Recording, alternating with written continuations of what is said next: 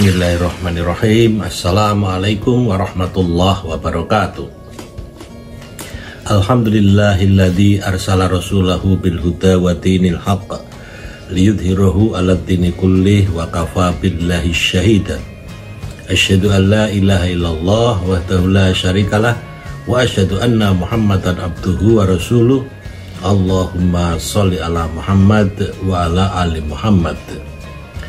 Wa qala Allah ta'ala fil Qur'anil Karim, a'udzu billahi minasyaitonir rajim. Ya ayyuhalladzina amanu la tulhikum amwalukum wala auladukum an dzikrillah wa may yaf'al dzalika fa ulaika humul khasirun. Asyhadu an la ilaha illallah wa asyhadu anna Muhammadan abduhu wa rasuluh. Alhamdulillah, tiada kata yang pantas diucapkan pada saat ini kecuali puji syukur kehadirat Allah Subhanahu wa taala, karena atas limpahan karunia-Nya kita masih diberi kesempatan oleh Allah dapat bersilaturahim, bertatap muka. Mudah-mudahan silaturahim kita ini senantiasa mendapatkan barokah kemudahan hidup, karena kita sedang yazidul iman, meningkatkan iman, dan tolabul ilmi, mengkaji ilmu, sehingga insya Allah apa yang kita lakukan ini akan mendapatkan kemudahan dari Allah. Salawat dan salam senantiasa disampaikan kepada junjungan kita Nabi besar Muhammad Sallallahu Alaihi Wasallam, juga kepada para sahabatnya, kepada para tabi'in, kepada tabi'it tabi'in, para syuhada, serta kaum muslimin seluruhnya. Karena atas jasa mereka, perjuangan mereka, dakwah mereka, Islam masih tegak di bumi ini, sehingga kita masih dapat merasakan nikmatnya iman, nikmatnya Islam dalam menjalani kehidupan keseharian kita. Bersawan yang dimuliakan Allah, kesempatan kali ini kita akan membahas tentang manusia paripurna di dalam Al-Quran. Jadi apa yang dimaksud dengan manusia paripurna dalam Al-Quran? Di dalam surat At-Tin, Allah sudah berfirman, ayat 5, laqad khalaqnal insana fi ahsani taqwim. Sungguh kami ciptakan manusia itu sebagai sebaik-baik makhluk. Nah, jadi maka kajian kita kali ini adalah bagaimana menjadikan manusia itu sebagai sebaik-baik makhluk, karena dia tidak hanya merupakan jasad, bukan hanya fisik ya, tetapi dia juga punya akal, dia juga punya hati. Sedangkan makhluk-makhluk yang lain itu tidak akan sesempurna manusia. Jadi misalnya hewan itu hanya punya nyawa, akalnya atau otaknya kecil. Malaikat hanya punya roh, tidak punya akal. Setan juga hanya punya jasad, itu yang jasadnya pun gaib bagi manusia. Nah, kalau manusia itu jasadnya jelas, bentuknya bagus ya, dibandingkan makhluk-makhluk yang lain. Dia punya otak untuk menjelajahi hidup ini, dan juga punya hati atau perasaan agar dia bisa melampiaskan rahmatan lil alamin, kasih sayang terhadap alam semesta. Jadi untuk menjadi manusia paripurna, tidak mungkin manusia itu berjalan dengan sendirinya. Allah sebagai sang Khalik, sang pencipta, itu telah memberikan petunjuk ya, memberikan pedoman hidup atau manual. Jadi kalau ibarat Allah itu adalah produsen ya, kita sebagai produknya itu lalu diberi manual, diberi buku petunjuk. Oleh karena itu setiap kali kita sholat, kita sudah mengakui bahwa kita ini butuh petunjuk. Kita selalu berdoa, ihdinas siratal mustaqim, ya Allah, tunjukkan kami ke jalan yang lurus. Pada saat itu Kalau kita bisa memahami, Allah sedang menjawab. Dzalikal kitab la raiba fihi hudal lil muttaqin. Jadi inilah kitab yang tiada keraguan sedikit pun di dalamnya, petunjuk bagi orang-orang yang bertakwa. Maka di dalam Al-Quran lah kita tahu manusia yang paripurna itu yang macam mana, yang ahsani takwim itu yang seperti apa. Jadi digambarkan di dalam Al-Quran, manusia paripurna itu adalah manusia yang mempunyai tujuan di dalam hidupnya. Nah, tujuan itu pun sudah dikasih rel, ya, sudah dikasih garis geraknya oleh Allah, bahwa hidup manusia itu tujuannya ada dua, ya, tujuan jangka panjang dan tujuan jangka pendek. Tujuan jangka panjang itu diterangkan di dalam Al-Quran, hendaknya manusia itu mempunyai tujuan jangka panjang agar dia bisa menikmati surga, Jannatun Na'im. Ya, kalau dalam surat Al-Mu'minun ayat 10 dan 11 itu diterangkan, ulaika humul warithun alladzina yarithunal firdaus hum fiha khalidun. Mereka lah orang-orang yang akan mewarisi apa? Mewarisi surga Firdaus. Hum fiha khalidun. Mereka kekal di dalamnya. Siapa yang mewarisi surga Firdaus itu nanti akan menjadi bahasan kita. Kemudian ada tujuan jangka pendek. Tujuan jangka pendek itu tujuan di dunia ini. Allah menerangkan kepada kita tujuan jangka pendek kita adalah jadikanlah negerimu itu negeri yang subur, makmur, di bawah lindungan Tuhan yang Maha Pengampun. Jadi dalam surat Saba, surat 34 ayat 15 Allah berfirman, Baldatun thayyibatun wa rabbun ghafur. Hendaklah kalian mencontoh kaum Saba yang menjadikan negerinya itu negeri yang subur, makmur, di bawah lindungan Tuhan yang Maha Pengampun. Itulah garis gerak atau frame yang sudah dibuatkan oleh Allah bahwa manusia itu punya tujuan jangka panjang dan jangka pendek. Jadi kita sering keliru, ya, di dalam mendidik anak. Sejak kecil anak itu dididik punya tujuan hidup atau cita-cita hidup, yaitu yang sifatnya kedudukan, ya, status yang dicari. Padahal ternyata Allah dan Rasulnya itu mengajarkan kepada kita, manusia itu yang dinilai oleh Allah adalah perannya.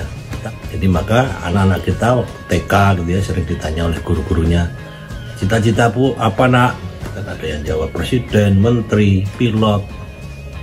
Nanti ada yang ya lugu, anak-anak jawab tukang becak. Nah itu tukang kayu. Nah, mungkin dimarahi sama gurunya. Jadi seolah-olah cita-cita itu salah. Ya karena apa? Yang dididikkan kepada anak-anak kita ini adalah status. Padahal Rasulullah itu mengajarkan kepada kita yang dinilai pada diri manusia adalah perannya. Jadi di dalam hadis diterangkan sebaik-baik manusia adalah mereka yang paling baik di antara mereka. Khairukum khairun nas, anfa'ukum anfa'u linnas. Jadi yang paling baik di antara manusia adalah yang paling banyak peranannya untuk orang lain. Jadi kita ini memang diajarkan untuk menjadi orang-orang yang mandiri dalam berbagai kapasitas, agar kita tidak menjadi beban orang lain. Nah itu lalu maka ada dua jalan tadi. Jadi yang pertama kita mesti harus memikirkan jangka panjang kita.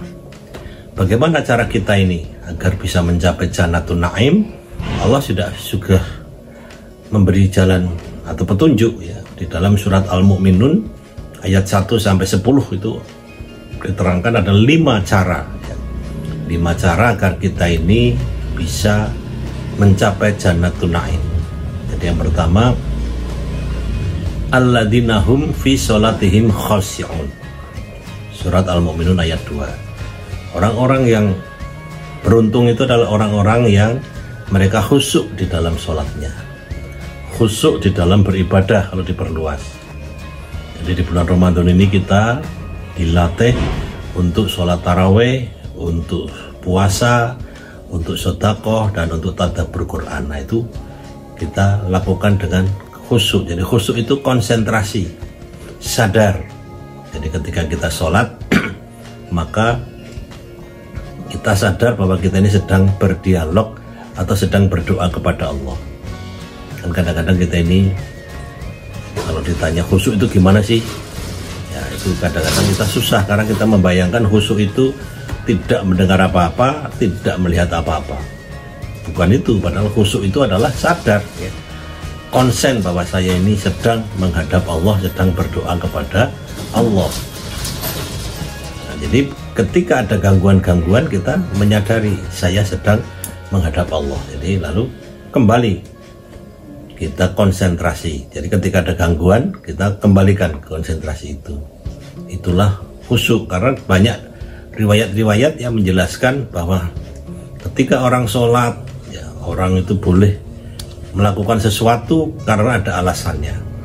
Jadi misalnya ketika kita sholat berjamaah, kemudian bagian depan kita batal, ya, dia mundur, maka kan kita harus mengisinya, maju ke depan. Padahal jarak, kadang-kadang soft itu jaraknya agak jauh. Jadi kalau kita berjalan saja mungkin butuh 3 langkah lebih. Nah, karena tadi kita kadang salah memahami, bergerak 3 kali sholat itu batal, lalu kita lompat saja. Ya mending kalau nggak jatuh. Kalau jatuh kan malah jadi berabe. Jadi sebetulnya nggak apa-apa itu bergerak maju pelan-pelan, ya, 1 langkah, 2 langkah, 3 langkah, 4 langkah, 5 langkah, karena ada keperluannya.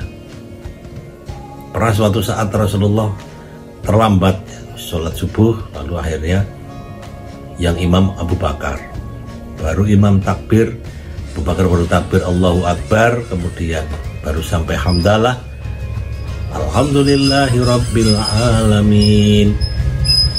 Lalu di belakang itu ada yang bertepuk tangan, ada yang subhanallah. Jadi Abu Bakar heran, saya tidak salah kok pada ribut. Lalu dia menengok ke belakang, ternyata Rasulullah mau masuk shaf. Maka Rasulullah melihat Abu Bakar yang menengok, beliau sudah menyatakan, Fadl, langsung lanjutkan kau imam. Tapi Abu Bakar tidak enak hati, jadi Abu Bakar terus mundur. Jadi akhirnya Rasulullah yang melanjutkan jadi imam.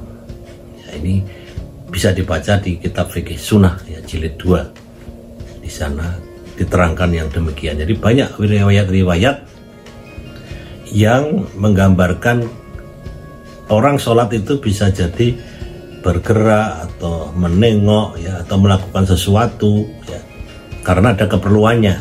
Jadi yang membuat batal itu kalau bergerak tidak ada keperluannya, ya, karena dalam riwayat itu asbabul wurud, ya, sebab turunnya hadis bergerak 3 kali batal itu suatu saat orang berjamaah bersama Rasulullah, kemudian ada orang Arab Badui yang karena panjang, ya, mungkin dia sholat itu sambil main kerikil. Jadi kerikil ditendang ke kiri, habis itu ditendang ke kanan, kemudian kiri kanan begitu terus, ya karena ini ilmunya memang belum sampai. Jadi begitu rampung, sebelah kanan kirinya lapor kepada Rasulullah, ya Rasulullah ini tadi sholat sambil mainan kerikil. Ya dijelaskan, kaki kiri nendang ke kanan, kaki kanan nendang ke kiri. Jadi akhirnya Rasulullah bilang, karena engkau bergerak lebih dari 3 kali tanpa alasan, ulangi sholatmu dari awal. Nah ini contoh. Jadi yang pertama, bekal kita untuk mencapai surga yang penuh nikmat itu adalah ibadah yang khusyuk. Jadi ibadah yang penuh dengan konsentrasi. Yang kedua, orang yang layak mendapatkan warisan surga itu adalah walladzinahum anil lagwi mu'ridun. Jadi orang-orang yang tidak membuang waktu dan tenaga, yaitu orang-orang yang meninggalkan perbuatan yang tiada berguna, perkataan dan perbuatan yang tiada berguna. Atau artinya kita ini diajarkan untuk menjadi manusia fungsional, ya, jadi waktu-waktu yang kita punya itu hendaknya kita manfaatkan untuk apa saja, ya, sekemampuan kita. Tidak harus misalnya membaca Quran saja, tidak harus beribadah sholat saja, tetapi juga bisa mungkin membersihkan rumah, ya, ngepel, atau pergi ke pasar dan sebagainya. Ya, jadi waktunya diisi, jangan sampai kita ini hanya nongkrong-nongkrong, kongko-kongko gitu kan. Ya, Ya, kalau nongkrong itu ada pembahasan yang penting juga tidak masalah ya, membahas sesuatu. Jadi kalau sekarang mungkin karena situasi yang tidak memungkinkan ketemu langsung, bisa dengan telepon, WA dan sebagainya. Ya, jadi intinya kita berusaha untuk mengisi waktu ini agar tidak sia-sia. Itu yang kedua. Jadi artinya kalau dalam bahasa modern adalah efisien. Jadi orang-orang yang mendapatkan warisan surga itu adalah mereka yang hidupnya efisien. Jadi apa yang dia keluarkan itu menghasilkan hasil yang lebih baik. Ini yang kedua. Yang ketiga, walladzina hum lizakati fa'ilun. Jadi orang-orang yang suka menolong orang lain. Ya, jadi menolong melalui sedekah. Ya, jadi di dalam surat At-Taubah surat 9 ayat 103 Allah berfirman, "Khudh min ambalihim sedekah tutahhiruhum wa tuzakkihim biha." Ya, ambil dari harta orang-orang muslim itu sedekahnya. Sedekah wajib yaitu zakat, sedekah sunnah itu wakaf dan infak. Nah, itulah sedekah yang dianjurkan di dalam ajaran Islam. Zakat itu adalah sedekah wajib, diwajibkan bagi mereka yang hartanya sudah mencapai nisab, mencapai batas minimal wajib zakat. Jadi kalau pegawai misalnya, dia batas minimalnya adalah gajinya tiap bulan sudah mencapai 5.200.000. Kalau dia petani, maka dia wajib zakat ketika panennya itu sudah mencapai 520 kg beras, atau kalau gabah 2 kalinya 1040 kg gabah, ya, itu dia sudah kena wajib zakat. Kemudian kalau infak itu adalah sedekah sunnah ya, yang dapat digunakan untuk keperluan habis pakai. Sedangkan kalau wakaf itu adalah sedekah sunnah yang digunakan untuk memperbaiki sarana prasarana ibadah, baik berupa membangun atau memperbaiki masjid, musola, sekolah, gedung-gedung pertemuan dan sebagainya. Nah, itu karakter ketiga orang yang akan mendapatkan jaminan surga. Yang keempat, walladzina hum li furujihim hafizun. Orang-orang yang menjaga moralnya. Ya, kalau dalam bahasa Al-Qur'annya itu faraj, ya, faraj itu menjaga kehormatan atau menjaga kemaluannya. Jadi kalau bahasa luas, dia menjaga kehormatannya. Moral, ya, jadi bahasa sekarang adalah moral. Jadi yang namanya orang akan mendapatkan warisan surga itu adalah kalau mereka moralnya bagus, ya, moral bergaulnya benar, ya, moral mencari harta tidak ngawur, ya. Jadi jujur dan sebagainya. Disiplin itu juga bagian dari kehidupan moral. Yang keempat itu, ya. Yang kelima, bahasa kita itu profesional. Kalau dalam ayatnya, ayat 7 surat Al-Mu'minun, walladzina hum li amanatihim wa ahdihim ra'un. Yaitu orang-orang yang memelihara amanah dan janji yang menjadi tanggung jawabnya. Nah, jadi kalau bahasa sekarang itu adalah profesional. Kalau Nabi bersabda, ya, tanggung jawab itu atau kepemimpinan itu serahkan kepada orang-orang yang mampu. Jangan kau serahkan kepemimpinan itu kepada orang-orang asal-asalan yang nanti akan membuat kacau balau. Jadi pemimpin itu bukan menawarkan diri. Pemimpin itu adalah diminta. Ya, kalau dia merasa sanggup, dia pikul tanggung jawab itu. Kalau tidak, ya tolak saja. Tapi hal yang sekarang yang demikian itu susah, ya, karena kepemimpinan itu sekarang menjadi rebutan. Karena orang tidak tahu tanggung jawabnya sebagai pemimpin itu bagaimana. Nah, jadi inilah yang kelima ini, bahwa orang yang beruntung adalah orang yang profesional. Jadi profesional itu ahli dalam bidangnya. Jadi maka diharapkan umat Islam ini apapun, ya, kemampuannya, apapun keahliannya, dia hendaknya menekuninya. Ya, jadi karena tiap orang itu mempunyai bakat, mempunyai pekerjaan yang berbeda-beda.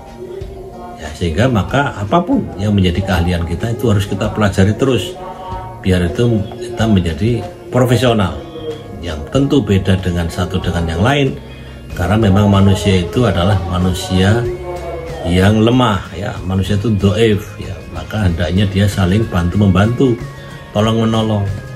Ya, Allah sudah mengingatkan kepada kita di dalam surat Al-Maidah ayat 2, ta'awanu 'alal birri wat taqwa wa la ta'awanu 'alal itsmi wal udwan. Hendaklah kalian tolong menolong dalam kebaikan dan ketakwaan, dan jangan tolong menolong dalam keburukan dan dosa. Ini yang dianjurkan, yang diajarkan. Nah, inilah 5 hal yang merupakan karakter, ya, untuk manusia asani takmim tadi. Manusia-manusia yang akan dapat mencapai tujuan jangka panjang, yaitu Jannatun Naim, surga yang penuh nikmat. Kemudian yang kedua, tujuan jangka pendek. Ya, tadi sudah kita bahas sekilas, ya. Tujuan jangka pendek manusia itu adalah berkaitan dengan negerinya. Jadi kita diperintahkan untuk menjadikan negeri kita ini negeri yang baldatun thayyibatun wa rabbun ghafur, negeri yang subur makmur di bawah lindungan Tuhan yang Maha Pengampun. Karena itu bekal kita. Jadi kita ini hidup, ya, diberi bekal alam raya ini. Nah, tapi sayang, ya, tidak semua manusia itu menyadari bahwa alam raya itu merupakan bekal yang diberikan oleh Allah, yang itu digunakan harusnya untuk seluruh umat manusia. Jadi diterangkan di dalam surat Al-Mulk, ya, surat 67 ayat 15, Allah berfirman, huwaladzi ja'ala lakumul arda dalulan famshu fi manakibiha wa kulu mir rizqihi wa ilaihin nusyur. Artinya, dialah Allah yang menjadikan bumi itu mudah, ya, bagi kamu, bagi manusia, untuk kamu arungi. Maka berjalanlah, ya, berjalanlah di segala penjurunya, agar kamu dapat menikmati sebagian kecil dari rezeki yang telah diberikan oleh Allah kepadamu. Dan hanya kepada Nyalah kamu akan kembali tanpa ditangguhkan. Ya, jadi ini sudah jelas sekali, ya. Alam raya ini diberikan kepada kita untuk kita kelola dengan baik. Ini yang tidak disadarkan sejak awal, ya, oleh bangsa kita, ya, kepada anak-anak kita. Karena tadi anak-anak kita itu, ya, diiming-imingi status kedudukan. Jadi hanya sekedar nanti jadi dokter, nanti jadi menteri dan sebagainya. Padahal mestinya ini yang paling penting, jadi orang yang bermanfaat, bisa berperan karena bisa mengelola alam raya ini dengan baik. Betapa, ya, negeri kita ini kurang apa sebetulnya, kan? Jadi tambang emas banyak, tambang boksit banyak, tambang minyak banyak, ya, hutan bakau banyak, hutan rotan banyak, ya, hutan pinus, ya, hutan kalba, hutan jati. Apa yang nggak ada di Indonesia ini? Tapi mengapa, ya, pertanyaannya, mengapa, ya, bangsa Indonesia ini tidak sejahtera? Ya, karena tadi kesadaran, ya, kesadaran para pemimpinnya untuk mengajak masyarakatnya agar mau mengelola alam raya dengan baik itu tidak berjalan. Jadi kita ini tidak dibiasakan kerja keras, ya, karena memang kalau mengelola alam raya itu untuk menghasilkan yang banyak butuh tenaga, butuh pikiran, ya, dan itu lama. Ya, jadi maka kalau kita lihat petunjuknya di dalam surat Al-Ghoshiyah, ya, surat Al-Ghoshiyah itu surat 88 ayat 17 sampai ayat 20, ya, di sana dinyatakan Allah berfirman, afala yanduruna ilal ibli kaifa khuliqat. Apakah kamu tidak memperhatikan bagaimana ternak itu diciptakan oleh Allah? Nah, jadi ini maksudnya Allah bertanya, kamu kelola peternakan itu dengan baik. Di Indonesia ini kan punya range, ya, punya padang rumput yang luas, ya, tapi kan disia-siakan. Jadi padang rumput kita ini, ya, dibiarkan kering, ya, atau kalaupun dipelihara itu jadi lapangan golf, ya. Ya, jadi tidak untuk makanan sapi, kerbau, kambing dan sebagainya. Sehingga kita ini kalau memelihara ternak butuh pakan intensif, akibatnya ternak-ternak kita ini jadi mahal harganya. Nah, sebenarnya di situ dibalik pelajarannya afala yanduruna ilal ibili kaifa khuliqat itu seperti itu. Ya, gitu. Kemudian yang lain, ada keahlian yang lain. Wa ilal sama'i kaifa rufi'at. Ditanya oleh Allah, apakah kamu tidak perhatikan bagaimana langit ditinggikan? Jadi itu maknanya apa? Kita ini suruh mempelajari langit. Langit itu pelajari sehingga kamu nanti akan mendapatkan keuntungan dari langit itu. Maka orang-orang barat justru yang mendalami ayat ini. Mereka menggunakan langit itu untuk jalur pesawat. Lalu mereka membuat pesawat. Menggunakan gelombang elektromagnetiknya ya untuk membuat HP misalnya. Sementara umat Islam justru jauh dari situ. Nah, jadi sebenarnya dari pertanyaan itu, jadi langit itu kalau dikelola dengan baik ya bisa menjadi industri pesawat, bisa menjadi industri elektromagnetik ya, bisa untuk apa itu memperbanyak air karena dengan membuat hujan buatan dan sebagainya. Ini yang kedua. Ayat yang ketiga, wa ilal jibali kaifa nusibat. Dan apakah kamu tidak perhatikan bagaimana gunung dipancangkan? Ya, jadi maksudnya Allah itu bertanya, kau pelajari, manfaatkan gunung itu dengan baik. Gunung itu adalah tiang pancangnya bumi, ya, pasaknya bumi. Maka gunung-gunung itu hendaknya kau gunakan untuk ya, memelihara flora ataupun fauna yang apa itu sudah terbatas, ya, yang perlu dilindungi. Jadi suaka marga satwa ya itu, atau suaka flora itu gunung. Tapi kita kan keliru ya, gunung itu justru kita hancurkan, hutan-hutannya kita tebangi ya, lalu kita buat villa-villa, hewan-hewan langka, tanaman-tanaman langka habis. Jadi akhirnya gunung itu bukan menjadi tampungan air, tapi air yang dari atas gelontor mengakibatkan banjir di bawah. Kemudian yang keempat, Allah juga mengingatkan kepada kita tentang pengelolaan alam raya ini, wa ilal ardi kaifa sutihat. Ya, apakah kamu tidak pelajari bagaimana bumi ini dihamparkan oleh Allah? Jadi bumi kita ini ya, tata ruangnya sudah dibuat oleh Allah. Jadi ada gunung, ada sawah, ada laut, ada sungai, ya. Kemudian ada danau, ada hutan, ada tanah kering, ada tanah untuk perumahan dan sebagainya. Tapi kita tidak memahami itu. Bangsa kita ini menganggap bahwa Al-Quran itu bukan petunjuk hidup. Ya. Dipikir gak ada petunjuk tentang mengelola negara. Padahal ternyata dari 4 ayat tadi sudah jelas sekali. Ya. Allah sudah menegaskan semua ternyata diatur oleh Al-Quran. Tinggal kita mau mempelajarinya atau mengerti maksudnya atau tidak. Jadi sejak dahulu ya, zaman kerajaan-kerajaan, maka kerajaan itu menjadi sejahtera ketika hutan-hutan itu dipelihara dengan baik. Kita bisa lihat misalnya pelajaran Majapahit ya, Raden Wijaya itu pertama kali cuma dikasih modal hutan tarik ya, jadi lalu sebagian dibuka, lalu dibuat pertanian, peternakan, perikanan, bangunan-bangunan ya, akhirnya menjadi negeri yang maju.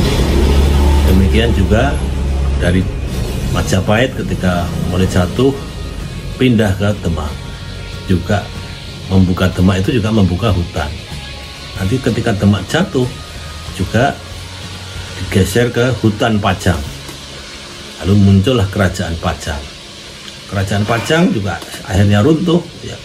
Muncullah kerajaan Mataram yang merupakan cikal bakal dari hutan Gunung Kidul dan seterusnya. Jadi semua modalnya itu alam raya. Nah inilah yang perlu difikirkan oleh generasi muda kita ya. Jadi kita ini tidak perlu terlalu silau melihat barat ya, kemajuan barat yang itu belum tentu cocok dengan kita. Yang itu sebenarnya cocok untuk pertanian, kehutanan, peternakan, perikanan, bahkan kelautan. Kalau itu kembali kita konsentrasi ke sana, insya Allah tujuan jangka pendek kita ini akan tercapai. Ya, jadi kita akan menjadi negeri yang subur, makmur di bawah lindungan Tuhan yang Maha Pengampun. Baldatun thayyibatun wa rabbun ghafur. Ya, inilah manusia paripurna yang dimaksudkan di dalam Al-Quran. Jadi ahsani taqwim itu adalah orang yang mengerti tujuan jangka panjangnya dan mengerti tujuan jangka pendeknya. Dan masing-masing ada caranya, sudah diberi cara. Jadi kurang apa lagi, tinggal kita mau melaksanakan atau tidak. Itulah kajian kita pada kesempatan kali ini. Diakhiri dengan hamdalah dan kafaratul majlis. Alhamdulillahirabbil alamin. Subhanakallahumma wa bihamdika asyhadu an la ilaha illa anta astaghfiruka wa atubu ilaik. Wabillahi taufiq wal hidayah. Assalamualaikum warahmatullahi wabarakatuh.